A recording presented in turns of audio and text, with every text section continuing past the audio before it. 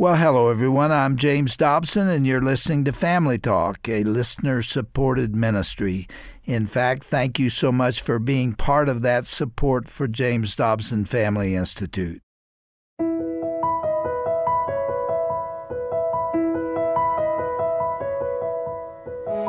As society continues to embrace ungodliness, followers of Jesus must remain firm in our faith. This challenge is especially difficult with the growing hostility towards Christianity in our culture, though. As encouragement for us, however, the Bible repeatedly highlights individuals who experienced extreme persecution but remained committed to God. Through this broadcast, you'll understand why we are still called to that faithful dedication in our daily walk with the Lord.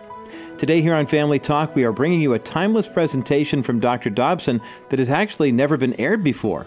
Back in 1983, Dr. Dobson had the privilege of addressing his home church in Pasadena, California.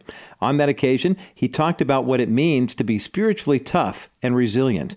We know you will connect with his wise words, particularly because of the volatile times we're living in. Without any further delay, let's listen now to Dr. James Dobson on this classic presentation here on Family Talk. We have such memories in this church. Shirley and I have been members of this church for 22 years, having come here as just babies, of course. And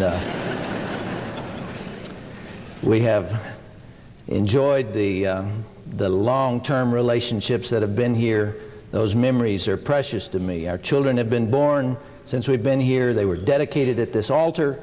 And of course, we love so many of you. So it's a great privilege and a great honor to be here. I want to tell you something else. It's a great honor and a satisfaction for me to be able to speak just 5 minutes from my home. Now, I'm not doing an awful lot of speaking these days because I prefer to stay home. And one of the reasons I don't speak too much is because I don't like to travel. I don't like to catch planes. I don't like to fly across the country. I am very much affected by changes of time zones, jet lag, that kind of thing. And I just find it disorienting to whip back and forth across the country. And it's a pleasure to be able to speak just 5 minutes from my own home. I remember a day not too long ago where I was flying across the country and I got into a snowstorm and the plane was rerouted, had to change planes. I changed about 3 or 4 time zones in the course of the day and bounced across the United States. And when you do that, you travel that fast, you start to lose all orientation to time and space. And that happened to me. And I flew in that evening, finally arriving in San Francisco. And a man picked me up there at the airport, and I was making small talk with him. And I said, now, just how long have you lived here in Portland? And he thought I was a bit strange, I'm sure. He took me on to the hotel. I checked in, went to bed. Next morning, a wake-up call came at 5 o'clock in the morning. And pierced the night. I sat up in bed, and I looked around, and I didn't recognize anything. Have you ever done that? I couldn't remember how I got there, what I was supposed to do there. And I was confused about what had happened to me the day before. And I was sitting there in bed trying to figure it all out, and I was immediately reminded of a story that Harry Truman told a number of years ago about a man who was very ill, and the doctors thought he died, and they shipped him off to a mortuary, and they put him in a casket. And the fellow woke up about 3 o'clock in the morning in this silky thing. And he sat up and he looked around and he said, if I'm alive, what am I doing in this thing? And if I'm dead, how come I have to go to the bathroom?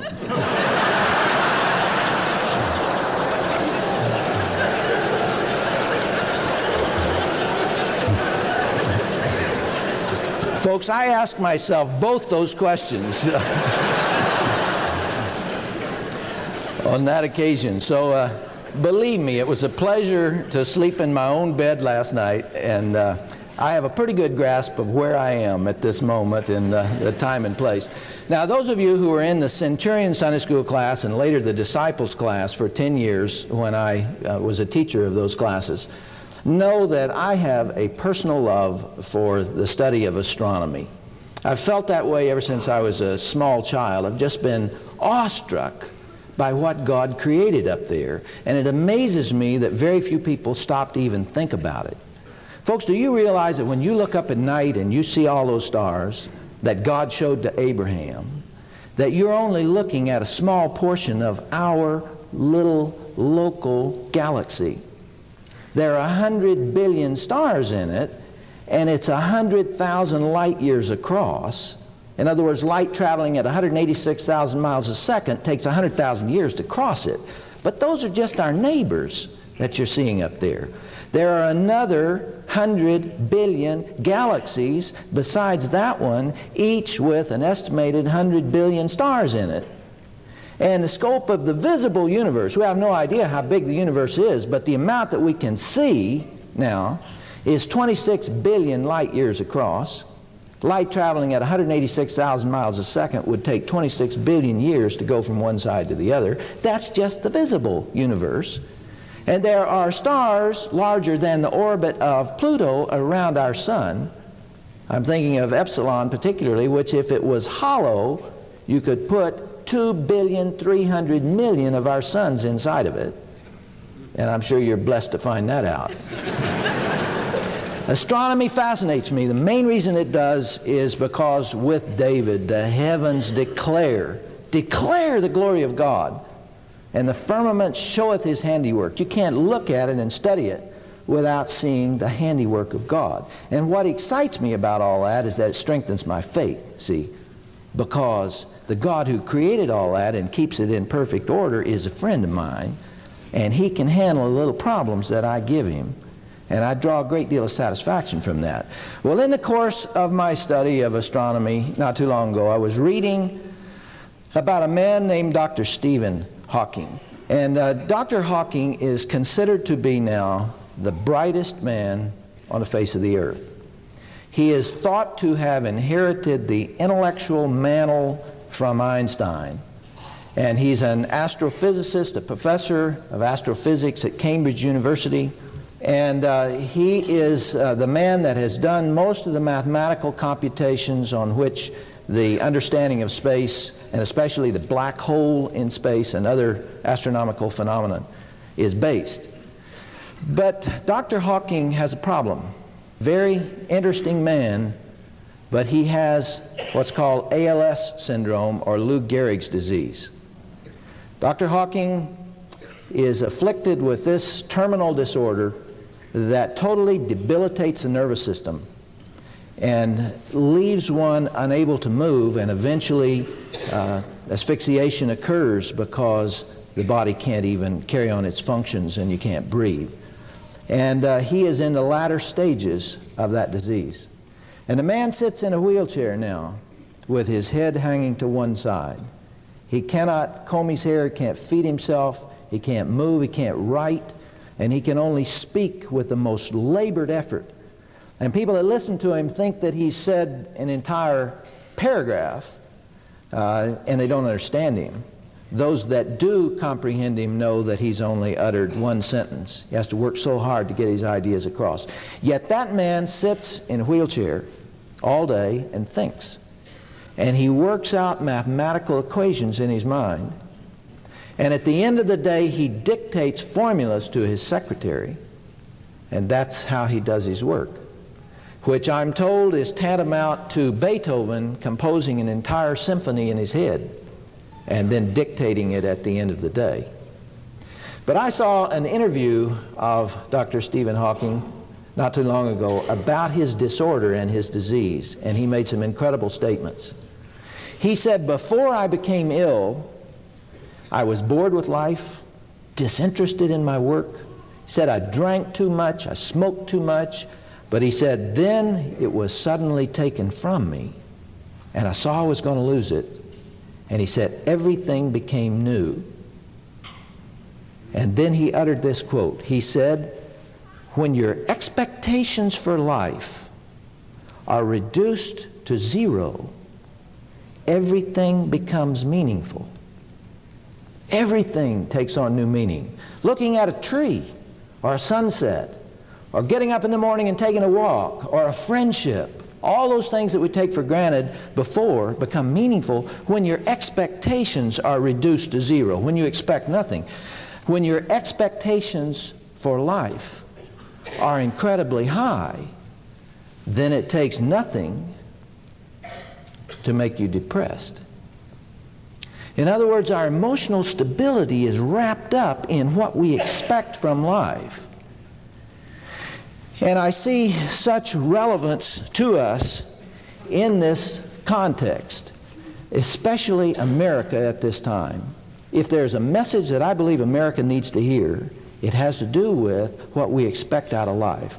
I think we feel almost entitled by some kind of divine decree to 72 years of bliss with very few frustrations and very few inconveniences and very little stress and very little difficulty. And therefore the gap between life as it is and life as it ought to be sends us into torrents of emotion and frustration. And you can see it all around you. In my counseling experience, and I don't want to trivialize some of the problems that have been brought to me, but people complain about the most minor of problems. 3 cloudy days in a row is enough to bring on depression, or frustration over the fact that the boss doesn't appreciate what I do, or I don't like my job, or my car won't run, or I have a grouchy mother-in-law. It doesn't matter what it is. You can have everything good, everything right, and one thing bugs you, one thing frustrating, and it's like the weakest link in a chain. That one thing becomes so great. Now, folks, I am really not able to analyze where an entire country is, and it's dangerous to try to do that. But I think I see an emotional vulnerability, a softness in Americans at this time. The best example of it maybe is, or at least one example of it, can be seen in the mid-70s when we had the gasoline shortage. And people were having to wait in line to buy gasoline. Minor frustration, minor thing. And yet people were tremendously agitated by losing that 45 minutes. And out here in California, people were killing one another. You remember stabbing each other and having fights and all kinds of conflicts? Of course, that's California, and California's a little different from the rest of the world.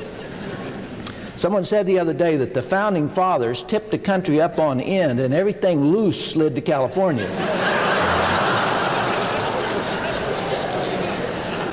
Yeah. But I think I see a mental softness and emotional softness. Contrast that, if you will, to how the Germans reacted in 1945, near the end of the war. At that time, folks, if you recall, the British were bombing them by the day, and the Americans were bombing them at night. 24 hours a day, bombs were raining out of the sky on them. Their homes were shattered. Their cities were burned by these firestorms that swept back and forth. Their water supply was polluted. The sewerage was running in the streets. There was no food.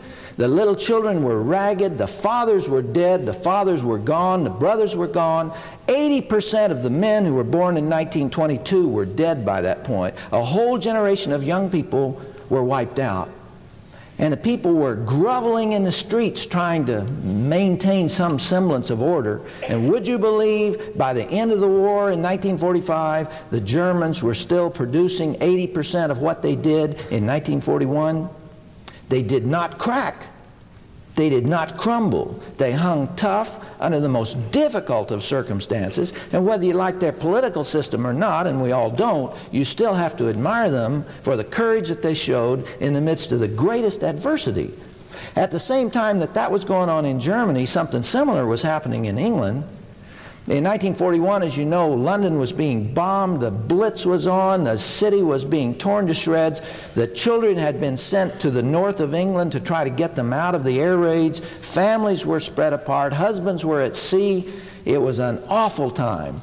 The most awful part of it, however, was not that their cities were being bombed, but it was the awareness that the German army was right over there across the English Channel. They expected them to invade any day, and it looked like their beloved country was gone. Their 1,000-year history, nearly 2,000-year history, was about to blow apart, and they were going to be under the hobnail boot of the Nazis and the Gestapo. Right at that most incredible dark hour, someone got a hold of some hope and some courage and wrote a song that's now part of my childhood.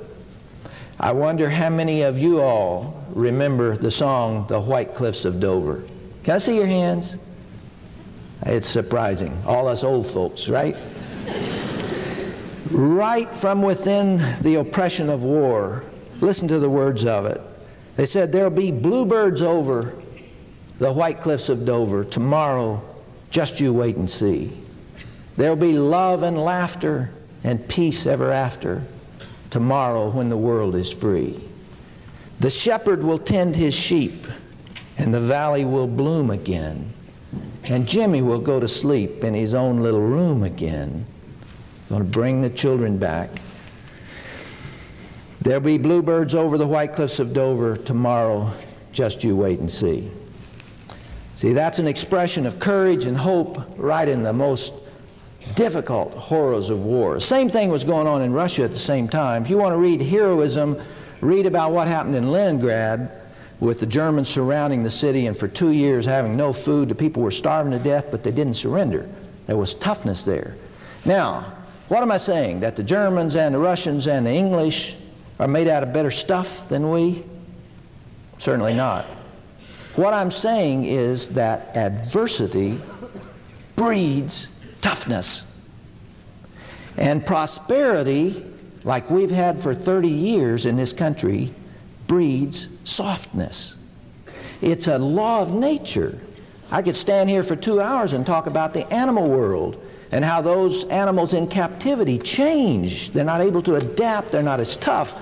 It's true in the plant world. You can plant a tree in a rainforest which has plenty of water, doesn't have to go looking for it, and its roots stay on the surface. It doesn't have to send them down in order to find water. As a result, it can be blown over by the first windstorm that comes along. It's not strong.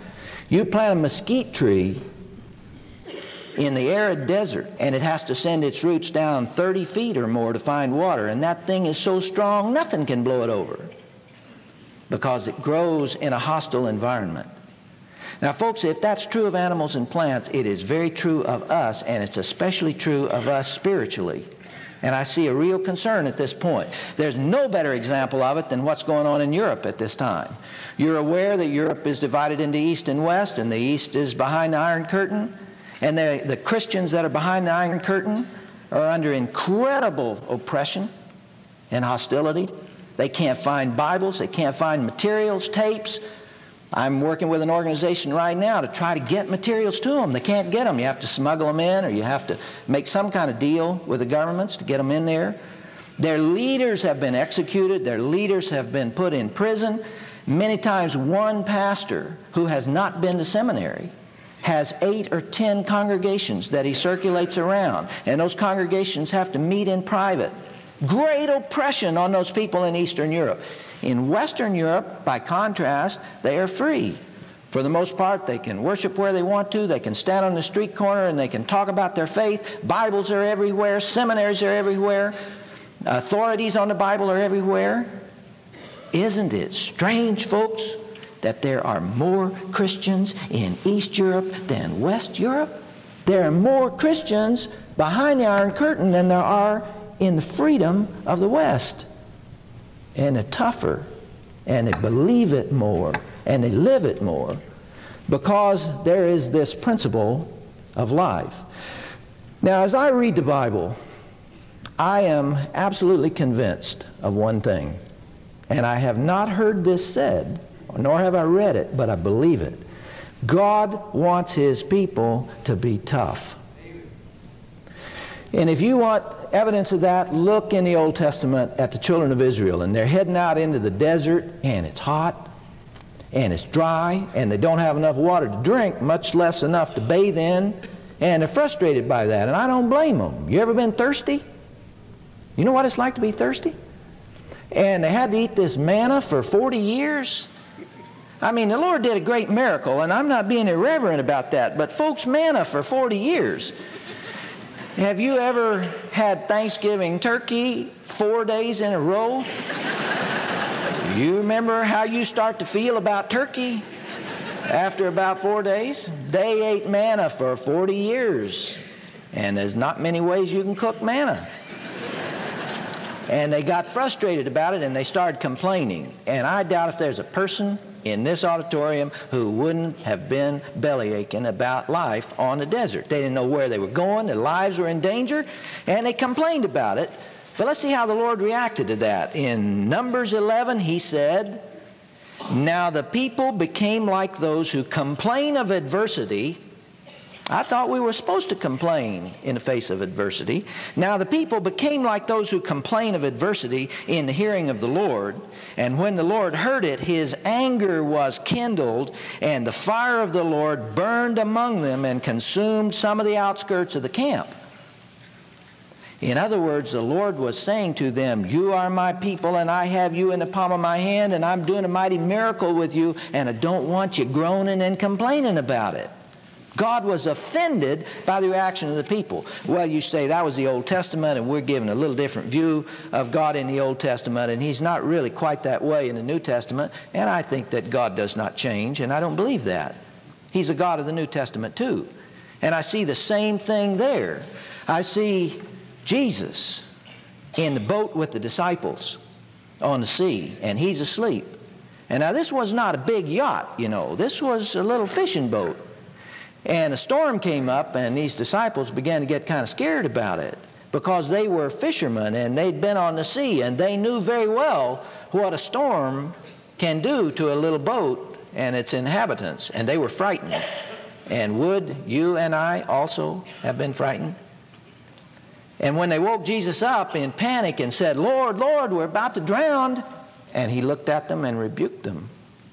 And he said, "Oh, ye of little faith," which is another way of saying, "Come on, boys, you're acting cowardly." I see it all through. I see Jesus the night before he was put on the cross, and he's gone off to pray, and he asked the disciples to stay awake and watch.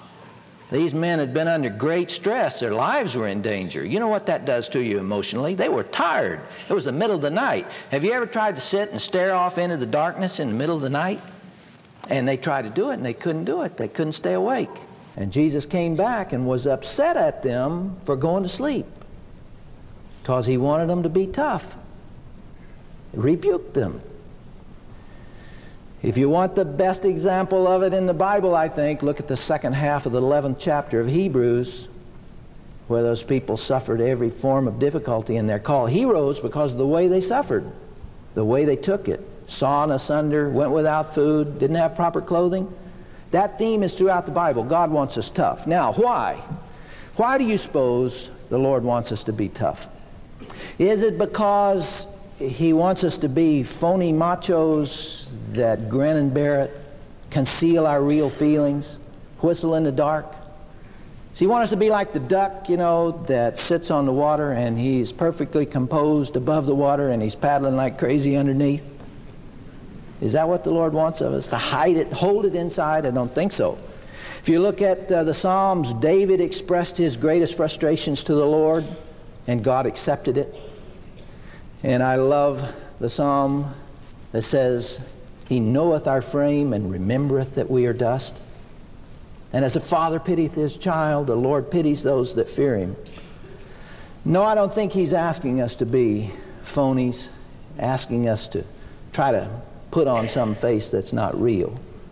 Furthermore, let me add this. Furthermore, I think the Lord understands that we vary in temperament and we vary in our ability to withstand pressure.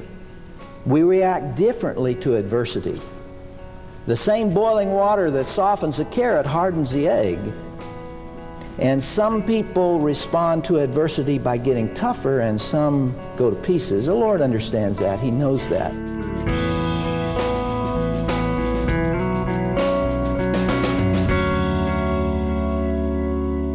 Well, we certainly hate to interrupt Dr. Dobson's passionate message, but unfortunately we've run out of time for today's broadcast. Be sure to tune in again next time for the conclusion of his talk on maintaining your spiritual toughness in this immoral culture. In the meantime, be sure to get plugged into our Facebook page by searching for Dr. James Dobson's Family Talk. Share your thoughts about today's program alongside thousands of other listeners who are doing the same. We appreciate hearing how our daily broadcasts are impacting you and your family. So simply find us when you go to Facebook.com and then search for Dr. James Dobson's Family Talk. We look forward to hearing from you there. Now, as we head into this pivotal election season, the battle lines for Decision 2020 have been clearly drawn. Dr. Dobson believes there are several essential issues at stake this November that every Christian needs to understand. He's breaking down these urgent moral topics through his publication called Faith Votes. Request your copy of this helpful resource by visiting us at drjamesdobson.org/Faith Votes. Read and apply this wisdom at the polls and take a stand for biblical values in our culture. Again, you can get a free copy of this relevant publication when you go to drjamesdobson.org/Faith Votes. Well, that wraps up this edition of Family Talk. I'm Roger Marsh. Thanks so much for listening and have a blessed day.